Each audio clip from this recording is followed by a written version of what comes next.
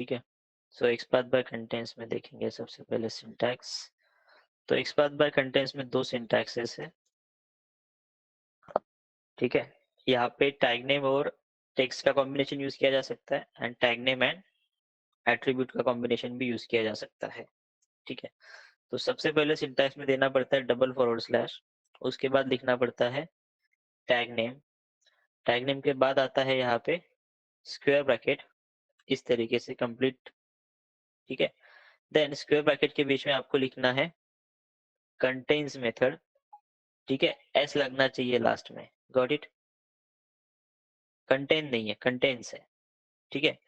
Then यहाँ पे opening and closing round bracket, और ये एक मेथड है कंटेन्स। तो अब हम इसमें दो आर्गुमेंट पास कर रहे हैं। तो आर्गुमेंट कैसे पास करते हैं, दो आर्गुमेंट को सेपरेट कैसे करते हैं, with the help of comma. Yes, comma के थ्रू सेपरेट करते हैं। तो फर्स्ट आर्गुमेंट होती है एट्रीब्यूट नेम, ठीक है, और कॉमा देके सेकंड आर्गुमेंट होती है एट्रीब्यूट वैल्यू, ठीक है। लेकिन ये जो एट्रीब्यूट वैल्यू होती है ये हमें किस में पास करनी पड़ती है, in single quote. Is it clear? Yes. ये सिंगल कोट में एट्रीब्यूट नेम डायरेक्टली लिखेंगे, एट्रीब्यूट वैल्यू ऐसे पास करेंगे। जब भी एट्रीब्यूट नेम आता है तो उसके साथ क्या आता है, eight the rate, got it. इस तरीके से एट्रीब्यूट नेम के पहले आपको एट द रेट जोड़ना है, it is a part of syntax, ठीक है। तो इसमें चेंज क्या होगा ये मैं थोड़ा अलग से हाईलाइट कर देता हूँ। टैग नेम, एट्रीब्यूट नेम और attribute value, is it clear? Yes. ठीक है, इस तरीके से इतना ही पार्ट चेंज होगा, बाकी सिंटैक्स एज इट इज रहेगा, कंटेन्स, एट द रेट, ये सब कुछ एज इट इज रहेगा, ठीक है। ये हो गया पहला सिंटैक्स जहाँ पे हम एट्रीब्यूट के हेल्प से कंटेन्स बना रहे हैं, ठीक है। नाउ इसको थोड़ा और बढ़ा देते हैं, ठीक है। देन फिर से प्लीज म्यूट योर माइक। यहाँ पे tag name, opening and closing round bracket, then contains, ठीक है।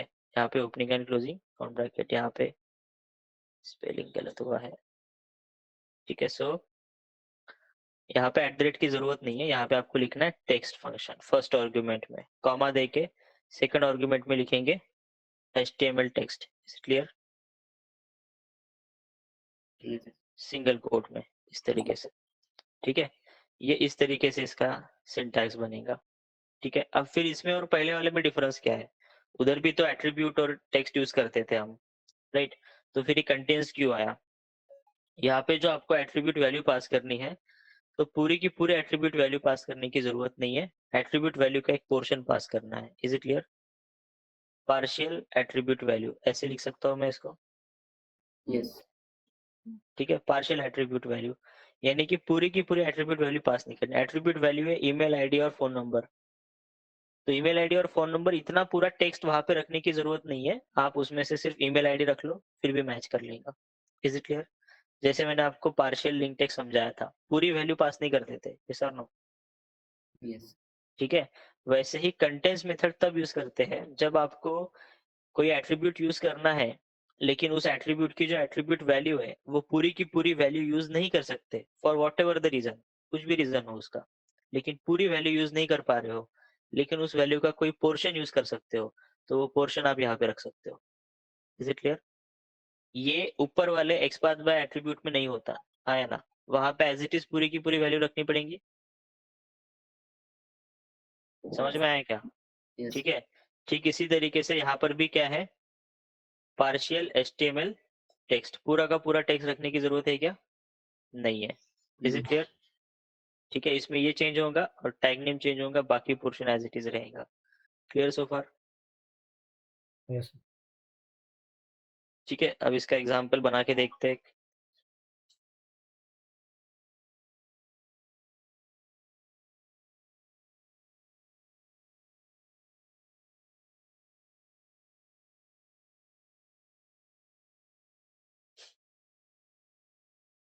ठीक है, अभी यहाँ पे इंस्पेक्ट कर लेते हैं इसको।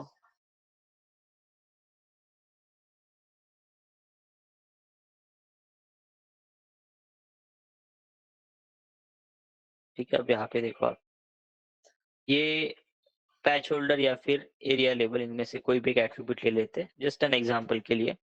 आप समझो कि आपको जो पूरे एट्रीब्यूट वैल्यू है ये यूज नहीं करनी है, ये बहुत बड़ी एट्रीब्यूट वैल्यू है, ठीक है।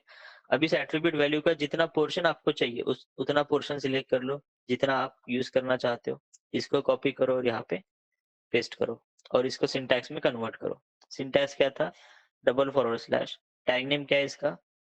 Input, square bracket, square bracket के बाद कौन आएगा? कंटेंट्स मेथड आएगा, ठीक है। उसके बाद एट द रेट, और एट्रीब्यूट, एट्रीब्यूट नेम क्या है? Area hyphen label. Is it clear? Then comma देना है और सिंगल कोट में क्या रखना है? Attribute value, round bracket complete, square bracket complete. Is it clear? yes, ठीक है। मैचिंग कितना मिला? 1 of 1। और हमको पूरे एट्रीब्यूट वैल्यू यूज करने की जरूरत पड़ी क्या? नहीं, नहीं पड़ी। पूरी एट्रीब्यूट वैल्यू थी ईमेल एड्रेस और फोन नंबर। और फिर ये ऐसा नहीं है कि आपको ये स्टार्टिंग का ही पोर्शन रखना है, ठीक है। आप यहाँ पे मान लो सिर्फ एड्रेस वर्ड भी रखते फिर भी ये मैच करता, ठीक है। देखो अभी भी मैच कर रहा है, yes, ठीक है। अब ऐसा कुछ नहीं कि स्टार्टिंग का ही कुछ सीक्वेंस ऑफ कैरेक्टर चाहिए या एंडिंग का सीक्वेंस ऑफ कैरेक्टर चाहिए, ठीक है। आप स्टार्टिंग का भी सीक्वेंस ऑफ कैरेक्टर रख सकते हो, एंडिंग का भी, बीच का भी, लेकिन जो सीक्वेंस ऑफ कैरेक्टर्स यहाँ पे रखेंगे वो एग्जैक्टली सेम वहां पे दिखाई देना चाहिए। ऐसा नहीं है कि एक वर्ड डाल, पहले डालेंगे ईमेल, ईमेल के बाद डालेंगे नंबर, ईमेल नंबर डालेंगे तो मैच नहीं करेगा। Is it clear? Email number डालेंगे मैच नहीं करेगा, यहाँ पे ईमेल स्पेस नंबर ऐसा लिखेंगे मैच नहीं करेगा। Is it clear? yes, ठीक है। जो भी हम यहाँ पे रखेंगे वो सीक्वेंस ऑफ कैरेक्टर में होना चाहिए। सबको समझ में आया? Any question in this? no, ठीक है। सो इसको हम पहले कॉपी कर लेते हैं।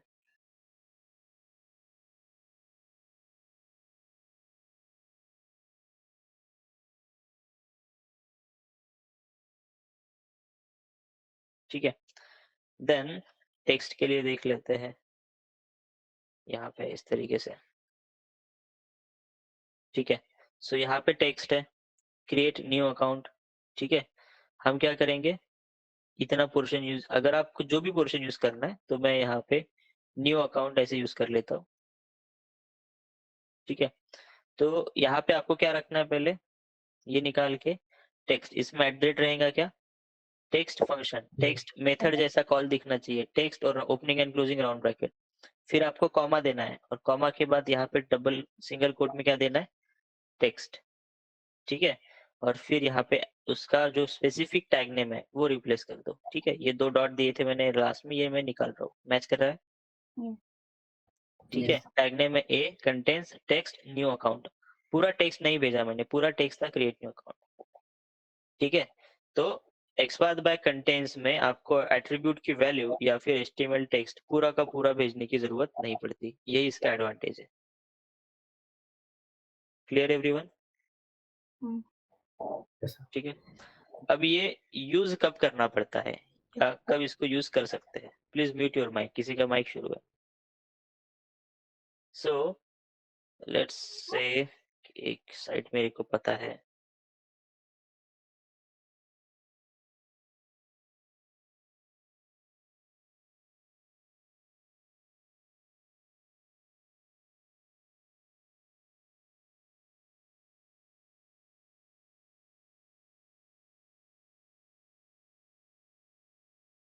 फेसबुक के भी उसके कुछ इंस्टेंस है, बट यहाँ पे देखते हैं। देखो यहाँ पे बाकी एट्रीब्यूट्स है, लेकिन आप समझो कि मुझे नेम एट्रीब्यूट से एक्सपाथ बनाना है। तो अगर मैं नेम एट्रीब्यूट से एक्सपाथ बनाता हूँ तो मुझे इसको कॉपी करके एक्सपाथ बनाना पड़ेगा। एक्सपाथ बाय एट्रीब्यूट बना रहा हूँ मैं पहले, input bracket eight the rate bracket complete, match हो गया 1 of 1, yes, sir. ठीक है। ये हम बाद में सिंगल को सिंगल में कन्वर्ट कर लेंगे, लेकिन सिर्फ कंसेप्ट पे देखो। अभी इस पेज को मैं रिफ्रेश करता हूँ, रिफ्रेश करने के बाद ये एलिमेंट है, फिर से इंस्पेक्ट किया, मैच कर रहा है क्या? कुछ दिखा रहा है? नहीं, नहीं। क्यों नहीं दिखा रहा है? जरा इसकी वैल्यू को चेक करो, सेम है क्या जो हमने यहाँ पे भेजा था? नहीं नहीं चेंज हो गया, लेकिन पूरा वैल्यू चेंज हुआ क्या? नहीं यहाँ से यहाँ तक का पोर्शन देखो, ठीक है, यहाँ से यहाँ तक का पोर्शन देखो सेम है, इसके आगे का चेंज हो गया। यस सर अगर मैं पूरे एट्रीब्यूट वैल्यू कॉल करूंगा तो ये मैच नहीं करने वाला, हर बार ये वैल्यू बदली जाती है। अभी कुछ क्या है, 30 AB ऐसा कुछ लिखा है। इसको फिर से एक बार रिफ्रेश करते हैं, देखो अभी फिर से चेंज हो गया। Is it clear? लेकिन यहाँ से लेके यहाँ तक का पोर्शन अभी भी सेम है। ऐसे एट्रीब्यूट्स या टेक्स्ट हो सकते हैं जो हर बार पेज नया ओपन करने पे या रिलोड करने पे उनका कुछ पोर्शन बदल जाए। अगर पूरा का पूरा पोर्शन बदलता, अगर ये पूरी की पूरी वैल्यू बदलती, तो हम उसको यूज ही नहीं कर सकते इस बात में। लेकिन पूरा पोर्शन नहीं, उस पूरे एट्रीब्यूट वैल्यू का कुछ पोर्शन चेंज होता है, लेकिन कुछ पोर्शन हमेशा फिक्स अगर होता है, तो हम वो फिक्स वाला पोर्शन लेके एक्सपाथ बाय कंटेंट्स बना सकते हैं, इतना पोर्शन लेके। हाँ यार, यस ठीक है। सर तो यहाँ पे एक्सपाथ बाय कंटेंट्स बनाएंगे। एक्सपाथ बाय कंटेंट्स कैसे बनेगा? स्क्वायर ब्रैकेट के अंदर कंटेंट्स मेथड, ठीक है, उसके बाद एट द रेट, एट्रीब्यूट का नाम था नेम, कॉमा, सिंगल कोट में डाल देंगे, ये टेक्स्ट मैच हो गया, ठीक है। अब मैं पेज को रिफ्रेश करता हूँ, ठीक है, फिर से यहाँ पे जाके एंटर करता हूँ, मैच हो गया, ठीक है। मैं कितनी भी बार इस पेज को रिफ्रेश करूँ, कितनी भी बार मेरा टेस्ट केस रन करूँ इस पेज का, ये वेब एलिमेंट हमेशा मैच करेगा। Is it clear? ऐसे सिचुएशन में कंटेंट्स की जरूरत पड़ती है, समझ में आया क्या यूज क्या है? यस सर ठीक है। सो ऐसे ही टेक्स्ट के साथ भी होता है, ठीक है। कई बार टेक्स्ट में जो है, ठीक है, कई बार टेक्स्ट में, अब ये बहुत रेयर सिनारियो है, कभी मिला तो आप नोट डाउन करके रखना इसको, अभी मैं जो बता रहा हूँ। कई बार जो है हमको यूआई पे क्या दिखता है, स्पेस, ई और एन के बीच में स्पेस है, यस यस और नो, यस ठीक है। लेकिन कई बार ऐसा होता है, एट्रीब्यूट में भी हो सकता है, ये टेक्स्ट में भी हो सकता है, वहां पे तो यूआई पे स्पेस दिखता है, लेकिन यहाँ पे लिखा होता है something like and N B S P semicolon, इस तरीके से, ठीक है। अब ये यहाँ पे ध्यान मत देना, ये मैं टाइप कर रहा हूँ इस वजह से आ रहा है, कोडिंग का पार्ट है, एचटीएमएल डेवलपर जब डेवलप करेंगे उसको, हमको दिखता है यूआई पे स्पेस, लेकिन कोड में लिखा होता है एंड एनबीएसपी स्पेस, एनबीएसपी सेमीकोलन, इसका लॉन्ग फॉर्म होता है non breakable space, non breakable space. अब इसकी वजह से प्रॉब्लम क्या होता है, अगर मैं ये पूरी वैल्यू यूज कर लूँ कॉपी करके, ठीक है, ये पूरी वैल्यू यूज कर लूँ कॉपी करके यहाँ पे, ठीक है, एज अ टेक्स्ट, ये नहीं चाहिए था,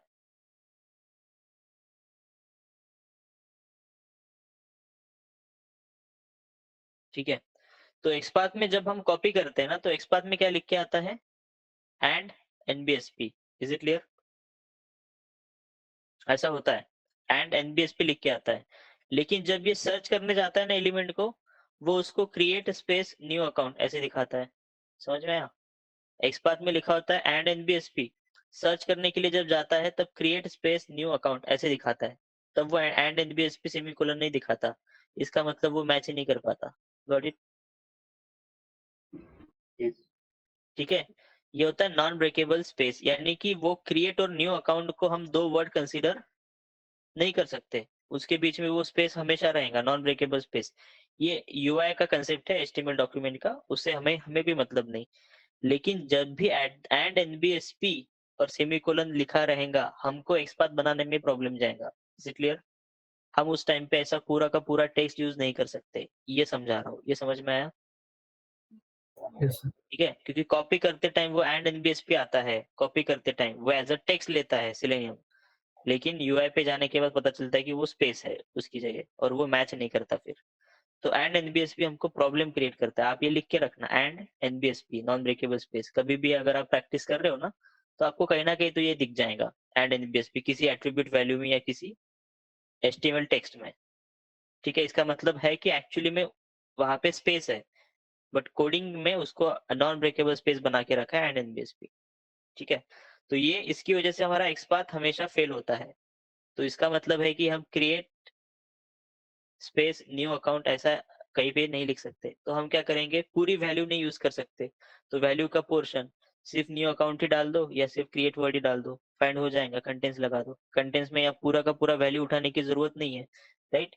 तो कंटेंट्स में हम मान लीजिए इतना डाल देंगे न्यू अकाउंट। अब वो एनबीएसपी का कोई प्रॉब्लम आएगा क्या यहाँ पे? नहीं नहीं आएगा।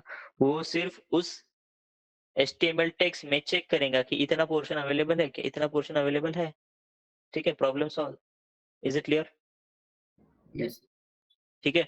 उस टाइम पे जो है हम ये दो एक्सपाथ कंटेंट्स और मतलब एक्सपाथ बाय कंटेंट्स के ये दो syntaxes with attribute and HTML text ये यूज कर सकते हैं। एनी क्वेश्चन सो फार? एनबीएसबी के बारे में लिख के रखना, ठीक है। यहाँ पे मैं ऐड करके देता हूँ, आपको याद रहेगा, ठीक है। ऐसा कहना कि मिल जाएगा आपको, ठीक है। सो ये था हमारा थर्ड टाइप। अब ये हमको देखना fourth type, XPath by index.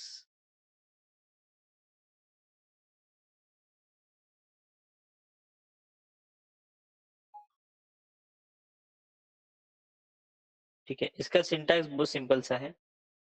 XPath by index कहता है आप एक एक्सपाथ बनाओ, ऊपर हमने जो टाइप सीखे हैं ना वो टाइप यूज करके एक्सपाथ बनाओ, ठीक है।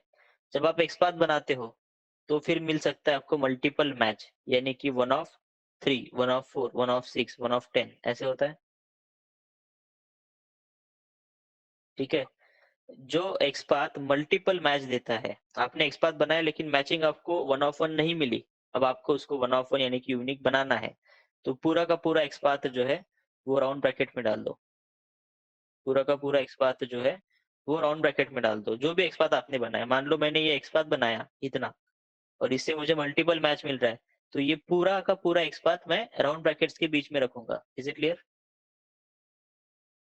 यस ठीक है। From this slash to this closing square bracket पूरा राउंड ब्रैकेट में जाएगा। राउंड ब्रैकेट के बाहर स्क्वायर ब्रैकेट के बीच में लगाएंगे उसके लिए इंडेक्स। Is it clear? और इंडेक्स के बेसिस पे मैचिंग 1 of 1 लाने का ट्राई करते हैं। Got it?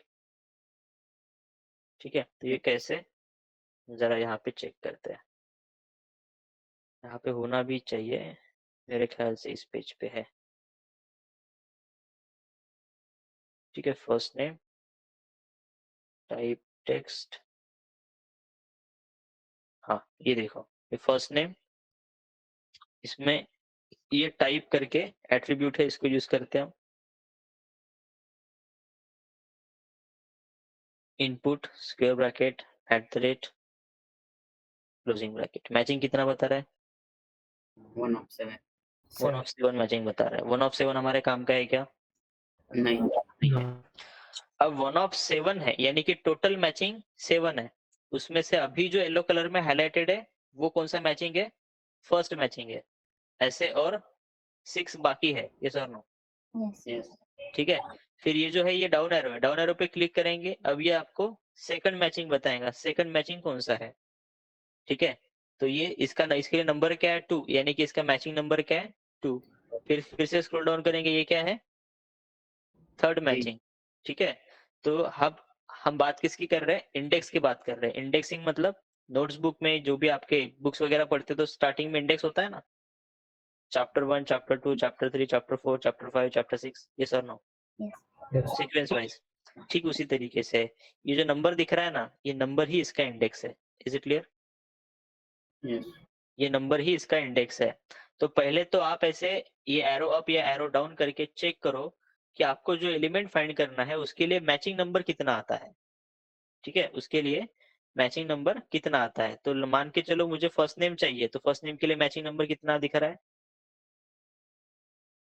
सेकंड ठीक है, 2 बता रहा है।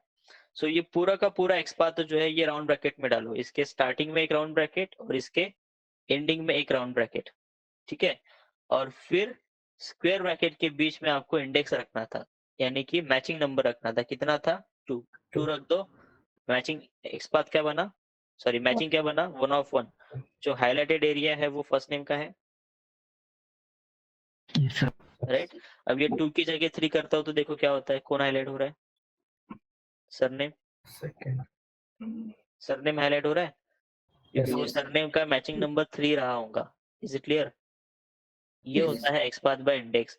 जब मल्टीपल मैचिंग मिलती है और आप उसको यूनिक नहीं बना पा रहे हो तो आप एक्सपाथ बाय इंडेक्स लगा के उसको यूनिक कर पाते हो। Is it clear? कर सकते हो। Got it? Yes. Yes. ठीक है। तो वो इंडेक्स नंबर कहाँ से निकालेंगे हम? यहाँ से निकालेंगे। कई बार ऐसा होता है कि आप तो यहाँ पे इंडेक्स नंबर दे देंगे लेटर से कुछ ऐसे 1 2 3 जो भी निकला था। ये इंडेक्स नंबर लगाने के बाद भी मैचिंग वन ऑफ, पहले 1 ऑफ 6 थी, अब मैचिंग 1 ऑफ 3 हो जाएंगी, यानी कि अभी भी मल्टीपल मैच बनेगा। यानी कि ये हो गया कंप्लीट एक्स पाथ जो मल्टीपल वेब एलिमेंट को मैच करेगा। मैचिंग नंबर आएगा लेटेस्ट से 1 ऑफ 3। ठीक है। पूरे एक्स पाथ को फिर से राउंड ब्रैकेट में डालो इस तरीके से एंड इसके बाहर इंडेक्स लगाओ। Got it? ऐसे भी कर सकते हो, मल्टीपल इंडेक्सेस लगा सकते हो। Is it clear? Yes. ठीक है। ये रहा एक्सपाथ बाय एट्रीब्यूट। इसके ऊपर हमने लगाया एक्सपाथ बाय इंडेक्स और एक्सपाथ बाय इंडेक्स के ऊपर हमने फिर से लगाया एक्सपाथ बाय इंडेक्स। ऐसा हो सकता है। Is it clear? Yes. ठीक है। ये आपको प्रैक्टिस में समझ में आएगा। ठीक है। फिलहाल मैं इसको निकाल देता हूँ इस तरीके से। ठीक है। तो अभी मैचिंग नंबर क्या है? 1 ऑफ 1 है, तो इसको कॉपी करके हम यहाँ पर लेकर आते हैं।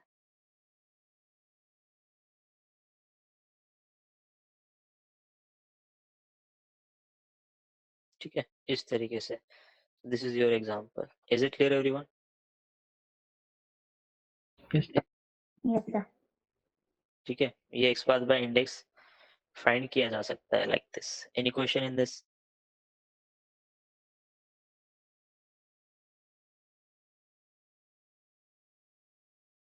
ठीक है। अभी बचे हमारे दो टाइप, एब्सोल्यूट और रिलेटिव। ठीक है। पहले मैं आपको ये नोट्स भेज देता हूँ।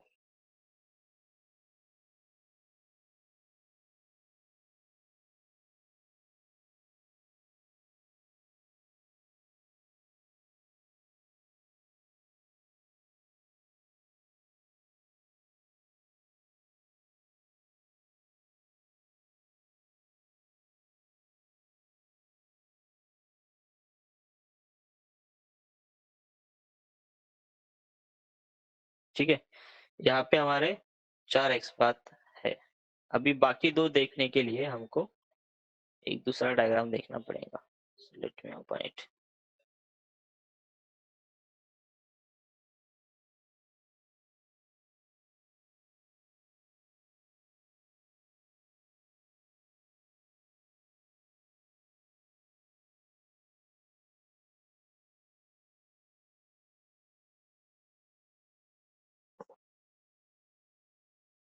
ठीक है।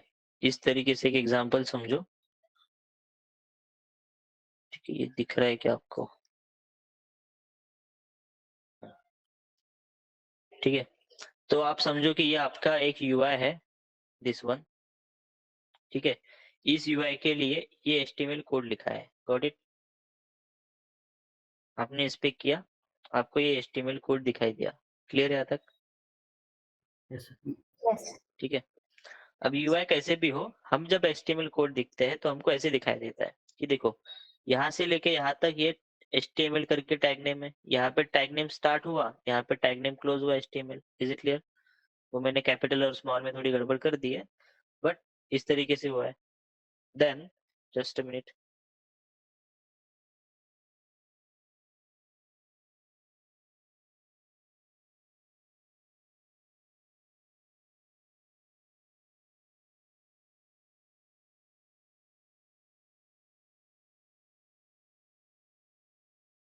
सो ये जो है एचटीएमएल टैग नेम यहाँ पे स्टार्ट हुआ, यहाँ पे एंड हुआ। एचटीएमएल के अंदर कौन प्रेजेंट है? बॉडी प्रेजेंट है। यहाँ पे शुरू स्टार्ट हुआ, यहाँ पे एंड हुआ। Is it clear? Yes. Yes. Now ठीक है। नाउ यहाँ पे बॉडी के अंदर कौन प्रेजेंट है? डीआईवी। ये डीआईवी यहाँ पे स्टार्ट हुआ, और यहीं पे क्लोज हुआ क्योंकि यहाँ पे आपको स्लैश दिख रहा है, राइट? यहाँ पे स्लैश दिख रहा है ना, मैंने एक बताया था कि स्लैश पे टैग नेम क्लोज होता है। Is it clear? Yes. Same tag name लिखेंगे, स्लैश देके तो वो टैग नेम क्लोज होगा। कौन? ये सेम टैग नेम इसके पहले कहीं तो भी आया होगा बिना स्लैश के, ये बिना स्लैश के, ये विद स्लैश, यानी कि ये शुरुआत है, ये एंड है, ठीक है? ठीक इसके नीचे यहाँ पे फिर से div यहाँ से लेके यहाँ तक, और फिर यहाँ से लेके यहाँ तक, ऐसे बॉडी के अंदर 3 div प्रेजेंट है, यस और नो? div के अंदर div नहीं है इस एग्जांपल में, बॉडी के अंदर 3 div प्रेजेंट है, 1 2 3। क्लियर सो फार? Yes. ठीक है। देन इस div के अंदर 2 टैग नेम प्रेजेंट है, इनपुट इनपुट। क्लियर? इस div के अंदर 2 टैग नेम प्रेजेंट है, a और a। ये इनपुट यहीं पे शुरू हुआ, यहीं पे खत्म हो गया, इस तरीके से यहाँ पे खत्म करना पड़ेगा। ठीक है, यहाँ पे ये प्रिंटिंग मिस्टेक है, यहाँ पे वो चीजें नहीं है। Is it clear? ये इनपुट यहाँ पे शुरू हुआ, यहाँ पे खत्म हुआ, शुरू हुआ खत्म हुआ, एक ही लाइन में। तो 2 टैग नेम हुए, इनपुट इनपुट। ठीक है, ए को मैंने क्लोज किया, यहाँ पे दिख रहा है, यहाँ पे शुरू हुआ, यहाँ पे क्लोज हुआ, यहाँ पे शुरू हुआ, यहाँ पे क्लोज हुआ, एक ही लाइन में। तो div के अंदर कितने टैग नेम है? 2 टैग नेम है, Yes. Yes. ठीक है। देन div3 के अंदर एक टैग नेम है कॉल्ड एज इनपुट। इसके अलावा कुछ और है क्या? नहीं. नहीं। ये होता है HTML कोड, ठीक है। अब इस HTML कोड से बनाया जाता है HTML tree diagram like this, जो आपके सामने है, ठीक है। सबसे पहला टैग नेम कौन सा था? HTML, ठीक है। सबसे पहला टैग नेम कौन सा था? HTML, यहाँ पे, ठीक है। सो सबसे पहला टैग नेम था हमारा HTML। HTML के अंदर कौन प्रेजेंट था? बॉडी। Body. HTML के अंदर कौन है? Body tag name. बॉडी के अंदर div है, लेकिन कितने थे? 3। तो बॉडी के अंदर पहला, दूसरा, तीसरा, ऐसा ही स्ट्रक्चर है बॉडी के अंदर। Yes. Yes. 3 div है। अब ये ऐसा हो गया कि बॉडी के अंदर 3 टैग नेम प्रेजेंट है, तीनों के नाम सेम है, तो तीनों में डिफरेंशिएटर लगेगा ना, डिफरेंस करने के लिए कुछ लगेगा, तो यहाँ पे कंसेप्ट यूज करते हैं इंडेक्स का। Is clear? div1 div2 div3।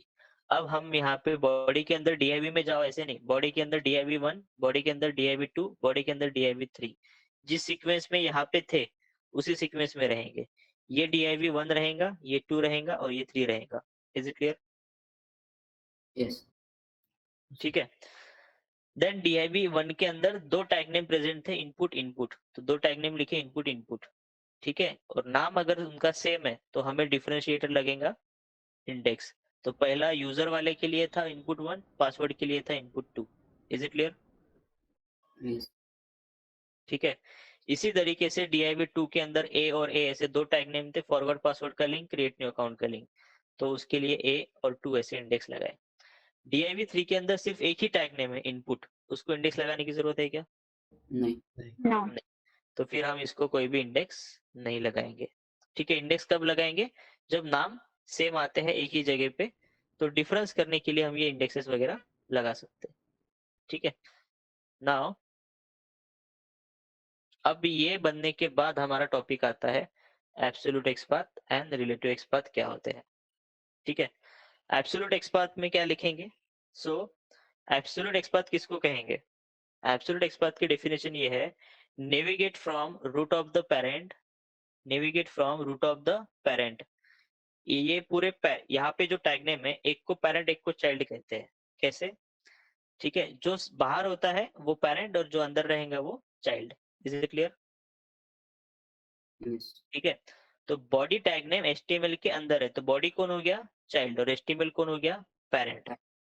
Body के अंदर div1 है, तो div1 कौन हो गया? चाइल्ड, और बॉडी कौन हो गया? div1 का Parent. पेरेंट। ऐसे div1 div2 div3 तीनों का पेरेंट एक ही है, बॉडी। ठीक है, इनपुट 1 और इनपुट 2 का पेरेंट कौन है? div1। ठीक है, तो एब्सोल्यूट एक्सपाथ क्या कहता है?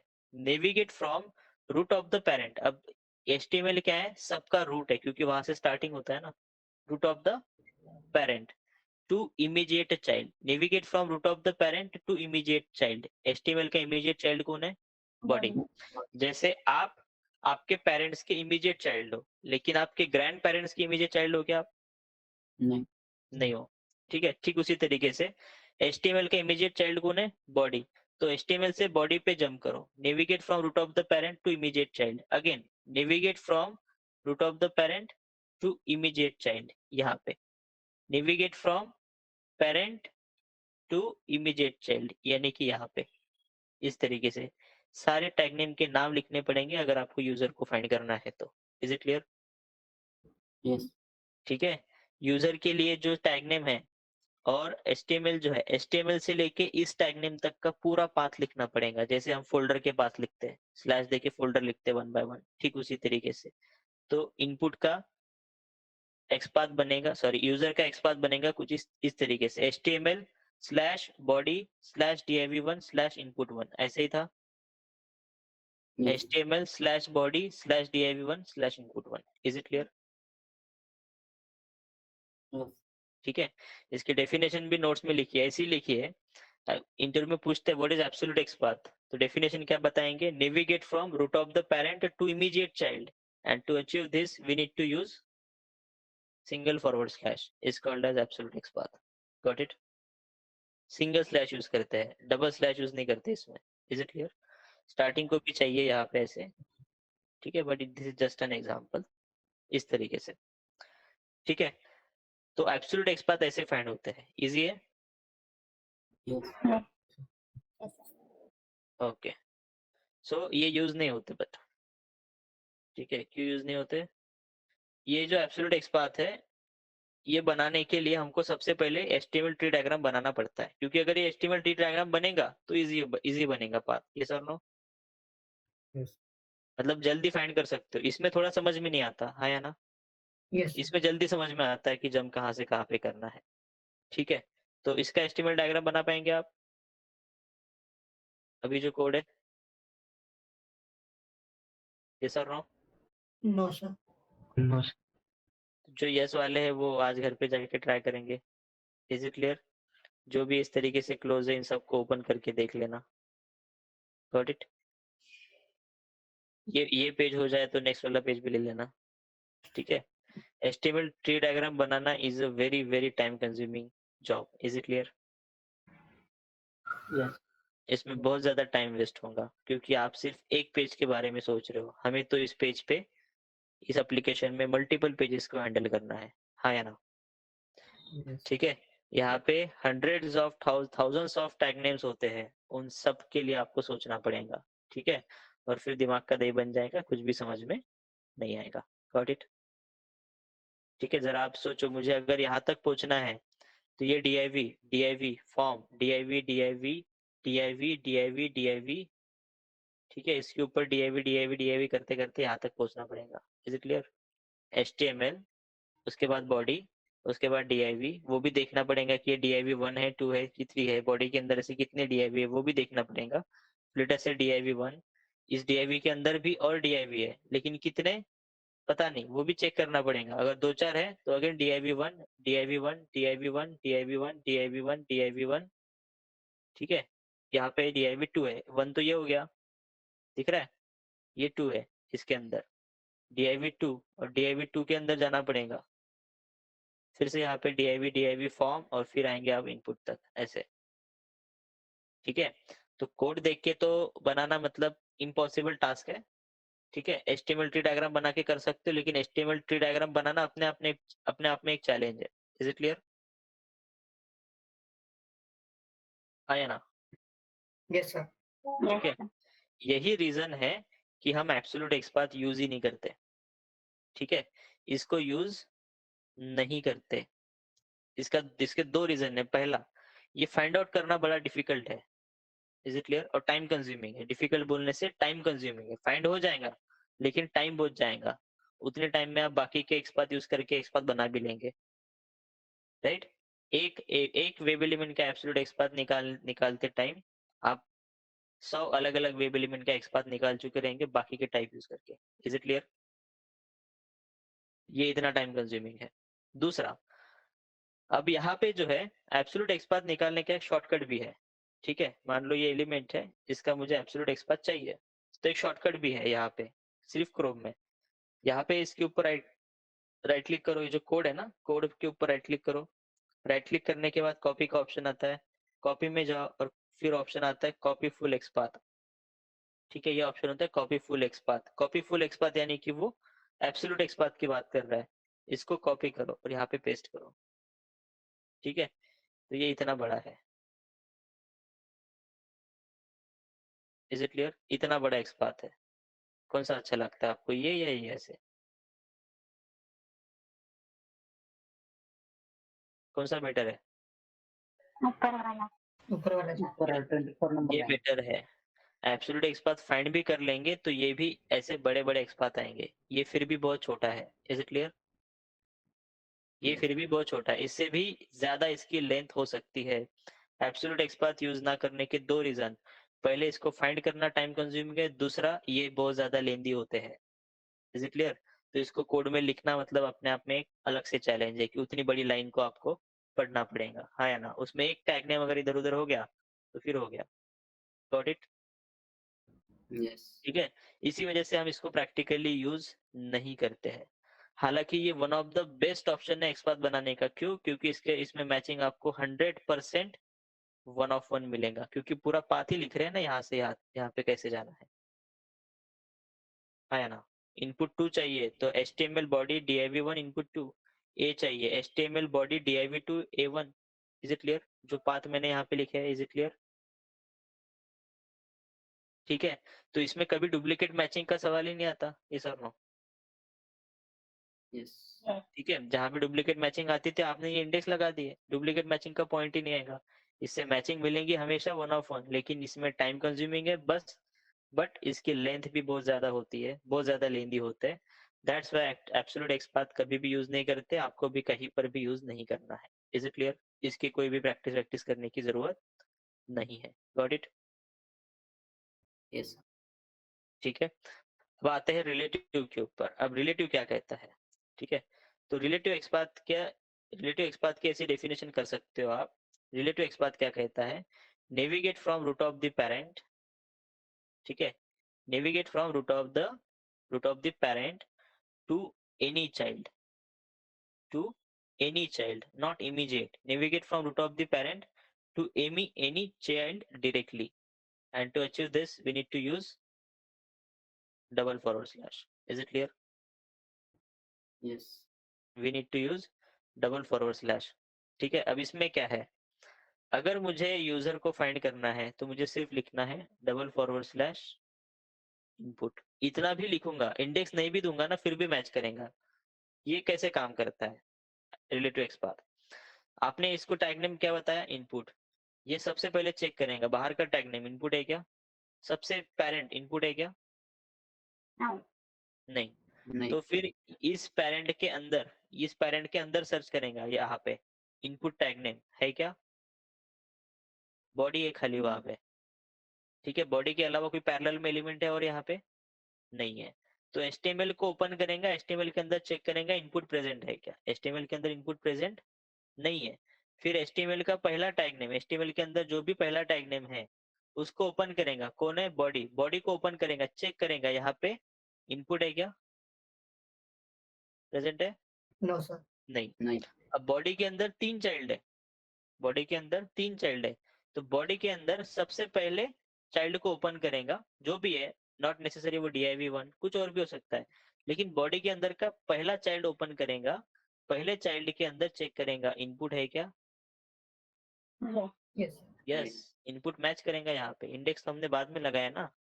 HTML को चेक करेगा, इनपुट नहीं है। बॉडी को चेक करेगा, बॉडी के अंदर इनपुट नहीं है। div1 को चेक करेगा, इनपुट है? नहीं। Yes.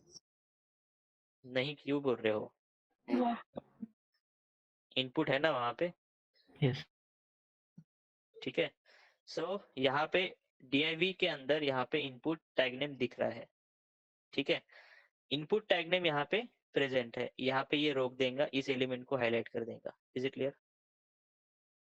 Yes. जैसे उसको टैग नेम मिला वहां पे स्टॉप हो जाएगा, उसको हाईलाइट कर देगा। ठीक है, यानी कि इनपुट 1 को फाइंड करने के लिए इंडेक्स देने की जरूरत नहीं। इंडेक्स 1 भी देते फिर भी इसी को फाइंड करता, नहीं भी देते फिर भी इसी को फाइंड करता। लेकिन अगर आपको ये चाहिए इंडेक्स 2 तो यहाँ पे आपको कंपलसरी टू लिखना पड़ता। Is it clear? Yes, sir. क्यों?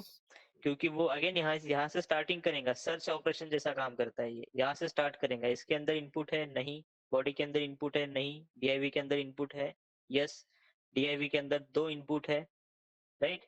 वो चेक करेंगे कि डीआईवी के अंदर ऐसा इनपुट है क्या जिसका इंडेक्स 2 आता हो, यस है, इसको हाईलाइट करेगा। Is it clear? Yes. ठीक है। नाउ अगर मुझे इसको फाइंड करना है A1 को, ठीक है, तो हम इस तरीके से भी कर सकते हैं, ब्रैकेट में A1 डाल सकते हैं, ठीक है। ये क्या करेगा, यहाँ तक तो आपको पता है, बॉडी के अंदर उसको A1 नहीं मिलेगा, वो DIV 1 को ओपन करेगा, DIV 1 के अंदर चेक करेगा A1 है क्या, यहाँ पे नहीं है। अगर उसको फर्स्ट चाइल्ड के अंदर वो टैग नेम नहीं मिला तो इसको छोड़ के वो सेकंड चाइल्ड को ओपन करेगा। Is it clear? Yes. ठीक है, इसके अंदर चेक करेगा A1 है क्या, मैच हो गया, बस यहीं पे स्टॉप हो जाएगा, इसी को हाईलाइट कर देगा लाइक दिस। तो रिलेटिव एक्सपाथ जो है वो सर्च ऑपरेशन जैसा काम करता है, ठीक है। अब अगर आपको A1 की जगह अगर आपने लिखा होता डबल फॉरवर्ड स्लैश, इधर गया दिस वन, ठीक है, double forward slash DIV to A1, A2 या A1 जो भी है, इसका पेरेंट कौन है, DIV2 है। हम पहले इसके ऊपर रिलेटिव जंप कर सकते हैं, रिलेटिव में पहले इसको पास कर सकते हैं, डबल फॉरवर्ड स्लैश DIV2, पहले किसको फाइंड करेंगे वो, DIV2 को। DIV2 मिल गया तो बराबर DIV2 के अंदर किसको फाइंड करेगा, A1 को। Is it clear? अगर आप इस तरीके से एक्सपाथ लिखेंगे तो समझ में आया क्या, बताओ? Yes. ठीक है, ये होता है रिलेटिव एक्सपाथ। ठीक है, रिलेटिव एक्सपाथ यानी कि इसको रिलेटिव जंप कहते हैं, इसको एब्सोल्यूट जंप भी कहते हैं। रिलेटिव जंप में आप HTML से सीधे किसी भी टैग नेम पे डायरेक्टली जंप कर सकते हो। ठीक है, अगर आप यहाँ पे जाएंगे, डबल फॉरवर्ड स्लैश इनपुट लिखेंगे, ठीक है, तो जितने इनपुट इस पेज पे सबके सब इंस्पेक्ट हो गए। Is it clear? Yes. ठीक है, आपको पूरा टैग नेम का सीक्वेंस लिखने की जरूरत नहीं पड़ी, राइट। इस तरीके से एब्सोल्यूट और रिलेटिव काम करते हैं। Is it clear everyone? Yes. Yes. ठीक है, तो इसकी डेफिनेशन क्या लिखेंगे, navigate from root of the parent to any child and by achieve this, और to achieve this we need to use double forward slash, इसको रिलेटिव एक्सपाथ कहेंगे। Clear? ये है हमारे एक्सपाथ के 6 टाइप्स। समझ में आए ये दोनों? Yes, sir. ठीक है, एब्सोल्यूट हम कभी यूज करते नहीं है, रिलेटिव हम स्पेशल केस में यूज करते हैं। ठीक है, हर एक एलिमेंट के ऊपर रिलेटिव लगाने की जरूरत नहीं है, रिलेटिव हम स्पेशल केस में करते हैं। रिलेटिव की प्रैक्टिस आप अलग से करेंगे जब मैं बताऊंगा। Is it clear? Yes. Okay. ठीक है, फिलहाल आप लोगों से रिक्वायर्ड है प्रैक्टिस ऑफ दिस 4 सिंटैक्सेस। ठीक है, इन 4 सिंटैक्सेस की प्रैक्टिस चाहिए। अब प्रैक्टिस कैसे चाहिए वो ठीक से सुन लो, और नोटबुक है तो लिख के रखो। सबसे पहले आपको 6 एप्लीकेशंस फाइंड करने हैं। Is it clear? 6 applications find करने हैं, 6 डिफरेंट एप्लीकेशन। जैसे कि एक हो गया अमेजोन, ठीक है, उसके बाद एक हो गया फेसबुक, ठीक है, उसके बाद एक हो गया जीमेल, लेटर से 6 अलग अलग एप्लीकेशन, कौन से भी 6 अलग अलग एप्लीकेशन आपको फाइंड करने हैं, ठीक है, जिनके ऊपर आप प्रैक्टिस करेंगे। आपको 6 प्रोजेक्ट्स बनाने हैं फॉर 6 डिफरेंट एप्लीकेशन, ताकि लास्ट में आपके पास 6 फ्रेमवर्क्स रहेंगे। Is it clear? ठीक है, यहाँ से आगे सिलेबस कैसे जाएगा मैं बता रहा हूँ। आपको सीखना है ऑटोमेशन सबको as a expert. Yes, sir. Yes, sir. Yes, sir. Yes, sir. मेरे सिखाने से आप नहीं सीखने वाले हो, ठीक है, एक्सपीरियंस कोड बनाने से ही आता है। Is it clear? Yes, sir. आपको 6 अलग अलग एप्लीकेशन ढूंढ के रखने हैं जिसमें फेसबुक नहीं होगा, क्योंकि फेसबुक तो मैं ही यूज करता हूँ आधे से ज्यादा कोड सिखाने के लिए। लेकिन ये 6 एप्लीकेशन कैसे फाइंड करेंगे, 6 अलग अलग डोमेन के फाइंड करने का ट्राई करो। जैसे अमेजोन कौन सा हो गया, ई कॉमर्स वेबसाइट, ठीक है, फेसबुक कौन सा हो गया, तो सोशल मीडिया। Social. मैं सिखा रहा हूँ तो फेसबुक मत करो, लेकिन इंस्टाग्राम कर सकते हो इसकी जगह, ठीक है। उसके बाद जीमेल, ये एक ईमेल सर्विस है, राइट। उसके बाद कोई बैंक वाला एप्लीकेशन ले लो ICICI बैंक का, वो एक बैंक का एप्लीकेशन हो गया, तो बैंकिंग डोमेन आ गया। ऐसे 6 अलग अलग डोमेन्स ढूंढो, 6 अलग अलग डोमेन के 6 एप्लीकेशन ढूंढ के निकालो। Is it clear? उसमें सिर्फ एक चीज नहीं होनी चाहिए, वो है सिक्योरिटी। ठीक है, यानी कि OTP और कैप्चा। OTP और कैप्चा नहीं होना चाहिए, क्योंकि सेलेनियम उसको ऑटोमेट नहीं कर सकता ना, है ना। Yes. Yes, sir. और आप जो एप्लीकेशन यूज कर रहे हो वो कोई डेमो एप्लीकेशन तो है नहीं, राइट? वो आपके प्रोडक्शन एप्लीकेशन है उन कंपनीज के, राइट? तो आप उनकी सिक्योरिटी ब्रेक कर पाएंगे क्या? No. नहीं कर पाएंगे। तो आपको ऐसे एप्लीकेशन ढूंढने हैं जिनमें OTP कैप्चा जैसी कोई सिक्योरिटी नहीं है, जो ऑटोमेशन को रोकने के लिए बनाई गई है। ठीक है, ये 6 एप्लीकेशन ढूंढेंगे आज। 6 एप्लीकेशन ढूंढने के बाद 6 एप्लीकेशंस पे आप टेस्ट केस बनाएंगे। सर ने आपको टेस्ट केस का फॉर्मेट सिखाया है नहीं सिखाया है, वो उनके पोर्शन में आएगा, वो फॉर्मेट सिखाएंगे। लेकिन टेस्ट केस के स्टेप्स तो बना सकते हो ना। आपको पता है how to buy a mobile on Amazon? Yes. उसके स्टेप्स बताने की जरूरत है आपको? उसके लिए कोई आपको यूजर स्टोरी देने की जरूरत है अभी? नहीं है ना। जो जब सर बताएंगे वो टेस्ट केस का फॉर्मेट बताएंगे। हमें फॉर्मेट नहीं चाहिए, हमें सिर्फ स्टेप चाहिए। मुझे मोबाइल बाय करना है तो क्या क्या करना पड़ेगा? URL एंटर करनी पड़ेगी, लॉगिन करना पड़ेगा, मोबाइल का सर्च करना पड़ेगा, सिलेक्ट करना पड़ेगा, ऐड टू कार्ट करना पड़ेगा, प्रोसीड फॉर पेमेंट करना पड़ेगा, एड्रेस डालना पड़ेगा, पेमेंट करना पड़ेगा, बाय करना पड़ेगा। ये स्टेप्स आपको पता है? Yes. इंस्टाग्राम पे किसी को फॉलो करना है, स्टेप्स आपको पता है, Yes. राइट? एक बैंकिंग एप्लीकेशन, बैंकिंग में लॉगिन मत करो क्योंकि लॉगिन में OTP तो पूछता ही 100%। लेकिन एक बैंकिंग एप्लीकेशन में लॉगिन के अलावा भी बहुत सारी चीजें होती है। Yes. ठीक है, सो जैसे कि ये देख लो। ठीक है, लॉगिन नहीं करना, लेकिन बैंक लॉगिन के बाहर तो बहुत सारे पेजेस है ना, इनको कब हैंडल करेंगे? इनको भी तो हैंडल कर सकते हो। Is it clear? यहाँ पर भी तो कुछ ना कुछ सिनारियो बन सकते हैं कि मान लीजिए कि मुझे लोन में जाना है, फिर पर्सनल लोन में जाना है, पर्सनल लोन पे क्लिक करता हूँ, फिर मेरे लिए कोई इन्फॉर्मेशन आती है, ये इन्फॉर्मेशन मैं वैलिडेट करता हूँ कि सही है कि नहीं है। Is it clear? मुझे इंटरेस्ट रेट चेक करना है, फिक्स इंटरेस्ट वाला चाहिए, लाइक दिस। ये तो ऑटोमेट कर ही सकते हो पेजेस। हमको बस ऑटोमेशन करना है। एज अ ऑटोमेशन इंजीनियर हमें एप्लीकेशन से कोई मतलब नहीं है, वो कौन सा भी रहने दो, हम कौन सा भी एप्लीकेशन ऑटोमेट कर सकते हैं। Is it clear? ठीक है, Yes, sir. सो सबसे पहले आप ऐसे 6 एप्लीकेशन पे एटलीस्ट एक एक टेस्ट केस लिखेंगे, उसके स्टेप्स नोट डाउन करेंगे। उस स्टेप्स में जितने एलिमेंट्स आते हैं उन सब के लिए एक्सपाथ फाइंड करेंगे बाय यूजिंग दिस 4 टाइप। बात समझ में आई क्या? बताओ, क्योंकि सैटरडे संडे छुट्टी है। सैटरडे संडे आप लोगों से ये काम एक्सपेक्टेड है। 6 एप्लीकेशन के 6 टेस्ट केसेस और उसके उनमें यूज होने वाले सारे वेब एलिमेंट के XPath. Clear? Yes. Yes, sir. ठीक है, ये 6 एप्लीकेशन जब ऑटोमेट करेंगे, जब आपका प्रोजेक्ट आएगा वो आपका 7th एप्लीकेशन होगा, वो पूरा का पूरा आप ही करेंगे। Is it clear? From start to end जब सिखाया जाएगा। उन सर को भी नहीं पूछना है कि सर हमको ऑटोमेशन बताओ, ना मुझसे पूछना है, क्योंकि मैं आपको 6 प्रोजेक्ट का ऑटोमेशन सिखा चुका रहूंगा उस टाइम पे। Is it clear? या फिर हमारा चल रहा होगा, ऑनगोइंग होगा, राइट? तो जो प्रोजेक्ट आपको सिखाया जाता है, अगर उसका कोई भी URL मिलता है, आप उसके ऊपर ऑटोमेशन स्टार्ट कर दो। Is it clear? Yes. ठीक है, इस तरीके से सीख सकते, ताकि जब कंपनी में जाएंगे तो किसी को कुछ भी पूछने की जरूरत नहीं पड़ेगी। Got it? Yes. Yes, yes, sir.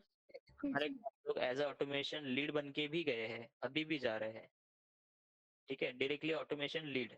ठीक है, सिर्फ लीड नहीं जा रहा, वो ऑटोमेशन लीड पूरी टीम को लीड कर रहे हैं और खुद लोगों को ट्रेन भी कर रहे हैं कंपनी में। ठीक है, लेकिन उनमें और बाकी बच्चों में कुछ बच्चे होते हैं वो रोते रहते हैं कि नहीं हो रहा नहीं हो रहा, उनका सिलेक्शन ही नहीं होता। एक ही डिफरेंस होता है, आप अभी कितना मेहनत करते हो ये मैटर करता है। Is it clear? Yes. अभी अगर ये सब चीजों पे मेहनत करेंगे, आपको आता नहीं है, it is okay, application try करो, फिर मुझे बताना कि नहीं आता है। Is it clear? Yes. ठीक है, एक्सपाथ एक एलिमेंट का बनाओ या 50 एलिमेंट का बनाओ, सिंटैक्स तो ये रहने वाला है। मैंने क्या कहा था? Experience is nothing but the repetitive practices. आपका XPath का सिंटैक्स फिक्स रहने वाला है, लेकिन कोड देखते ही XPath दिमाग में बनना चाहिए। Is it clear? उसे कहते हैं और वो किससे आएगा? जब आप ऐसे इस चीज को मल्टीपल टाइम यूज करेंगे, मल्टीपल टाइम ट्राई करेंगे। Is it clear? Yes. Yes, sir. Yes.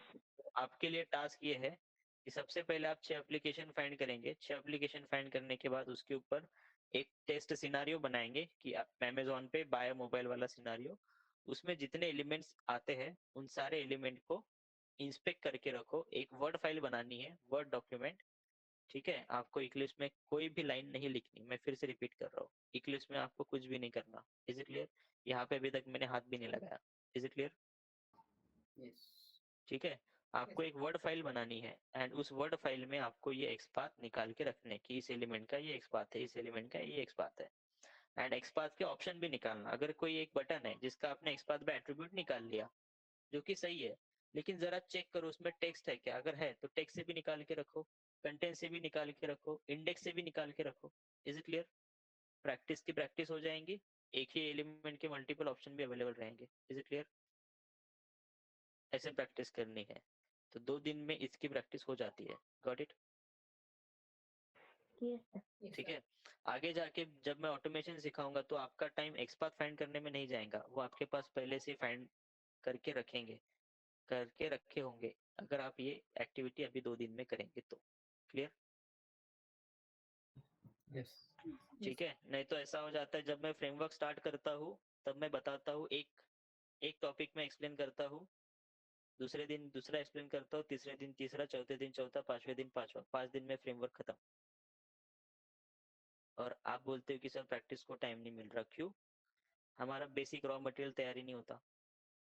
जब आज मैंने XPath फाइंड करने को बोला है, ये फ्रेमवर्क का टॉपिक आएगा यहाँ से मान लो 1 महीने बाद। ठीक है, और तब हमारी नींद खुलती है, तब हम सोचते हैं कि अब मुझे एप्लीकेशन फाइंड करने हैं, अब मुझे टेस्ट केस बनाने हैं, अब मुझे पूरा कोड बनाना है, और तब टाइम हाथ से निकल जाता है। फिर लगता है कि सर ने जल्दी खत्म कर दिया, लेकिन उसकी प्रिपरेशन मैं आज से आपको करने को बोल रहा हूँ। Is it clear? ये रिमाइंडर मैं तभी भी दूंगा कि मैंने बताया था। Got it? Yes. Yes, sir. ठीक है, तो ये आपको अभी से करना है, स्मार्ट वर्क करना है। कम टाइम में ज्यादा अगर सीखना होता है तो स्मार्ट वर्क करना होता है, हार्ड वर्क नहीं करना। आपको एक दिन में बैठ के 6 एप्लीकेशन ऑटोमेट नहीं करने, हमको ये 6 एप्लीकेशन ऑटोमेट करने हैं यहाँ से पूरे 1 महीने में। लेकिन स्टेप बाय स्टेप जो आज बताया जाता है वो चेंजेस आज ही कंप्लीट करेंगे तो आपका धीरे धीरे धीरे धीरे फ्रेमवर्क कंप्लीट होगा। इसलिए अभी तक तो हमने स्टार्ट भी नहीं किया, स्टार्ट करने को भी बहुत टाइम बाकी है। ठीक है, बट मैं बता रहा हूँ कि ये चीज आपको करनी है। ठीक है, 6 application is more than enough to do the practice. इसके 2 रीजन है। पहला रीजन तो है कि प्रैक्टिस अच्छी होनी चाहिए, दूसरा रीजन ये है कि अभी हमको सिलेनियम सीखने के लिए मान लो अगला पूरा 1 वीक लगने वाला है। ठीक है, सिलेनियम का बेसिक सीखने के लिए जैसे मैंने आपको वेब एलिमेंट फाइंड करना सिखाया, अब वेब एलिमेंट को हैंडल करना भी सिखाना पड़ता है। ठीक है, कुछ स्पेशल केसेस होते हैं, उन स्पेशल केस के लिए स्पेशल कोड होता है। राइट, एक दिन में तो सब खत्म नहीं हो सकता। राइट, आप 6 एप्लीकेशन ऑटोमेट कर रहे हो, इसमें आप कहीं ना कहीं तो अटक जाएंगे स्पेशल केस में। ये सर नो? Yes. ठीक है, मान लो सिर्फ आपने एक ही एप्लीकेशन लिया अमेजोन, अमेजोन में मोबाइल पे क्लिक करने के बाद वो नई विंडो में ओपन होता है। अब ये नई विंडो का कोड सीखने के लिए हमको टाइम है, जब तक मैं नहीं सिखाता आप अटक गए यहाँ पे, इसके आगे नहीं बढ़ पा रहे। इसी वजह से 6 एप्लीकेशन कंसीडर करने हैं, ताकि अगर आप एक एप्लीकेशन में अगर अटक गए तो आपके बाकी के 5 एप्लीकेशन पे आपका काम शुरू रहेगा। आप 4 एप्लीकेशन में अटक गए तो 2 एप्लीकेशन रहेंगे जिनके ऊपर आप आपका प्रैक्टिस कंटिन्यू कर रहे हो। और जब हमारा सिलेनियम का पूरा टॉपिक कंप्लीट होगा तब जाके आप जहाँ पर भी स्टक हो गए थे वो सारे प्रॉब्लम आपके रिजॉल्व हो जाएंगे। Is it clear? और आप पूरे के पूरे 6 प्रोजेक्ट के ऊपर काम करते हो, उसके बाद हम ऑटोमेशन ऑटोमेशन यानी कि फ्रेमवर्क स्टार्ट करते हैं। Got it? Yes. ठीक है, तो ये सब कंसेप्ट्स है। इसमें किसी को कोई पूछना है, कोई doubt? So are there any exception where we use the absolute XPath? क्या? Absolute XPath हम यूज करते हैं किसी एक्सेप्शन में? वो हम देखेंगे अलग से, उसके बारे में मत सोचो, सिर्फ पहले अभी इतना पता है, इतना करो बस। ओके ठीक है। एब्सोल्यूट एक्स पाथ की जरूरत ही नहीं पड़ती, किसी भी एक्सेप्शन में एब्सोल्यूट एक्स पाथ की जरूरत नहीं पड़ती। Is it clear? यस ठीक है। हम एब्सोल्यूट एक्स पाथ कहीं पर भी यूज नहीं करते, सिर्फ और सिर्फ रिलेटिव यूज करते हैं। Got it? अगर कभी ऐसे स्टेप बाय स्टेप आगे बढ़ने की जरूरत पड़ी तो रिलेटिव यूज करते हैं, एब्सोल्यूट यूज नहीं करते। बाकी आपके 99 वेब एलिमेंट 99% जो है वो आपके इन 4 टाइप से फाइंड हो गए, 1% के लिए रिलेटिव यूज करते हैं, एब्सोल्यूट कहीं पर भी यूज नहीं होता। Got it? Yes Yes. Sir ठीक है। तो बस इतने ही एलिमेंट की, इतनी चीजों की प्रैक्टिस करो। ठीक है। रेस्ट ऑफ द पोर्शन जो है हम मंडे को कंटिन्यू करेंगे, बट मंडे को 6 एप्लीकेशन और 6 एप्लीकेशन के एटलीस्ट मिनिमम 6 टेस्ट केसेस, और उन 6 टेस्ट केसेस के सारे वेब एलिमेंट्स के XPath with optional XPath. Attribute से फाइंड किया तो टेक्स्ट से ट्राई करो, टेक्स्ट से भी फाइंड करो, कंटेंट से भी फाइंड करो। प्रैक्टिस भी होंगी और आपके प्रोजेक्ट के लिए सामान भी इकट्ठा हो जाएगा। Is it clear? Yes. Any question?